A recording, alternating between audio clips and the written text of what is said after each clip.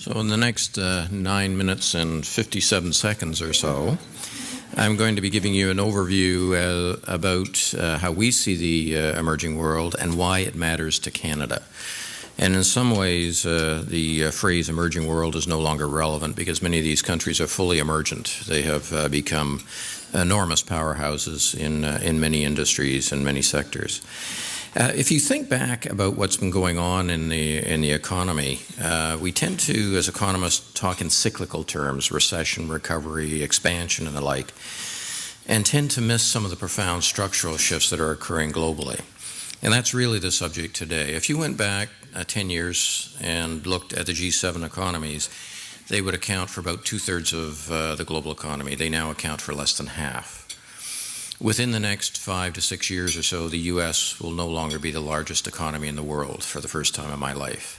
These are profound structural changes. The paradigm has really shifted. If you went back a decade ago, we would have been thinking of China and many of the emerging countries around the world as low-cost producers of goods for Canada, the U.S., Europe, and Japan.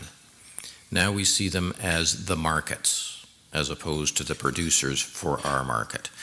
And this will be reinforced time and again, I think, over the next decade.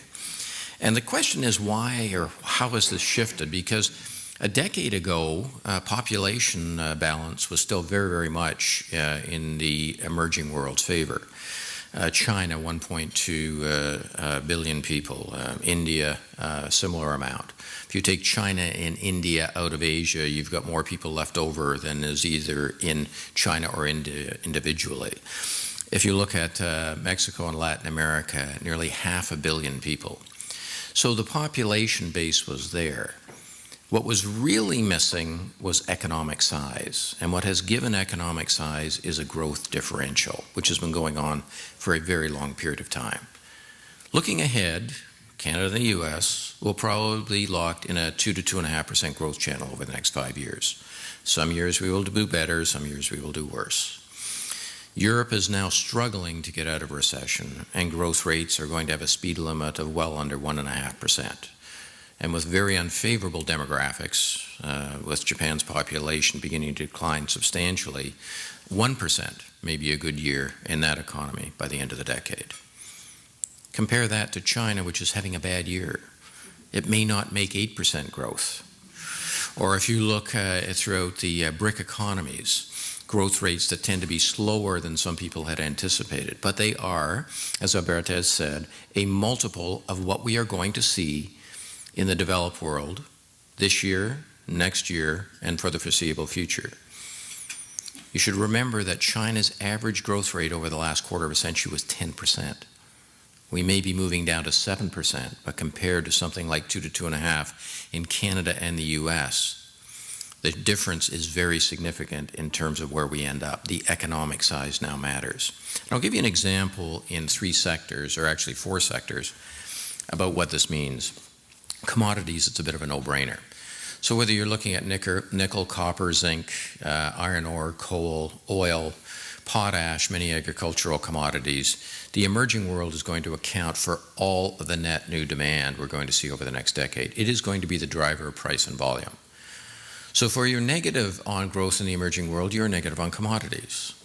And in fact, you've seen in the recent days that a slowdown or disappointing performance in some parts of this space has caused declines in the commodity world. This link is very clear. We're optimistic about the outlook for the emerging world. We are optimistic about the outlook for commodities. One of the reasons why we pick BC, Alberta, Saskatchewan, Newfoundland, Labrador as the top performers in Canada over the next decade, simply because that is a commodity story. It is also very powerfully positive for Ontario because expansion, whether it's in the oil sands or in the various commodity areas around the country, are going to create jobs here as well. Canada is a commodity-rich country in a commodity-short world, and the impact is enormous. Second area is manufacturing. Used to be that when you talked about the auto sector, you were talking about the U.S. market and the European market. Now China sells and produces more cars and trucks than Canada, U.S., and Mexico combined. Fastest growing car markets in the world. China, Russia, India, Brazil, Chile, Peru, on an off-again, on-again basis. This is where the market is going, and in fact where the investment is going. Does this matter to Canada? You bet. In the U.S., auto assemblers send the majority of cars outside of the U.S. Germany's major growth in the auto sector is into Asia. In Canada, 99% of our exports go to the U.S. Getting in the game in manufacturing is going to involve changing our view of where the markets are going to be. Am I negative on manufacturing? Absolutely not. I think there's a bright future, but it's going to be in small and medium-sized firms that are less Euro and less US-centric, that are focused on global supply chain, are servicing firms that are. There's a world of opportunities out there. They're just different opportunities. How about services? I was down in Miami about a week ago talking to a tourism conference, and one of the stark realities there is that China is now vying with the US for #2 spot as a supplier of global tourist dollars. A decade ago, it wasn't even on the map. And as with autos, the market really hasn't even gotten going there.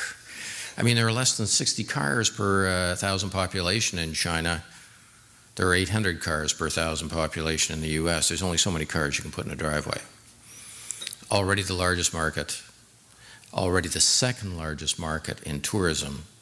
Within 3 or 4 years, it may well be the largest in the world, surpassing German spenders globally. Are we prepared for that? Not really, but there's tremendous opportunity. So whether you're looking at commodities, manufacturing, or services, this is a very, very clear story. The third thing to point out is that financial muscle also exists in these economies. The focus is almost always on $3.3 trillion worth of foreign exchange reserves that China currently has. An enormous potential purchasing power globally. That is, if it finds its way out of treasury bills and bonds, and the risk-averse nature of those investments changes. I believe it will over the next decade.